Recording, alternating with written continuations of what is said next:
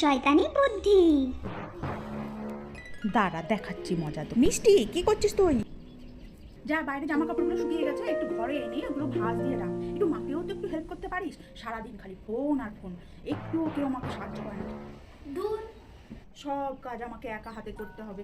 এই গরমের ছুটিটা পড়ে তো হেভি জ্বালায় পড়েছি। মেয়েটার মাথাটা পুরো রিল ভিডিও দেখে দেখেই খারাপ হবে।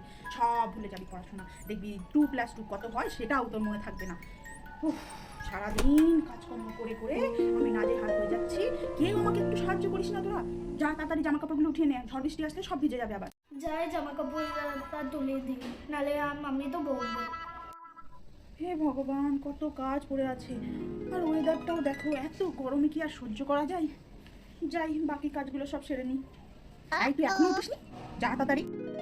এত শুকনো জামা কাপড় আমাকে আর তুলতে হবে? ধুর, ভালো লাগে। তো জামা কাপড় কি করা যায় এখন? আইডিয়া! জামা কাপড় তো ভিজিয়ে দিই, তাহলে আর তুলতে হবে না। আমার কত বুদ্ধি! এবার তো কাপড়গুলো ভিজে গেছে, এখন তো মাম্মিকে বলে দেবো কি মাম্মি এটা তো এখন ভিজে। মাম্মি এখনো জামা কাপড় তো ভিজেই আছে, যাই ফোনের রিলস দেখি এখন।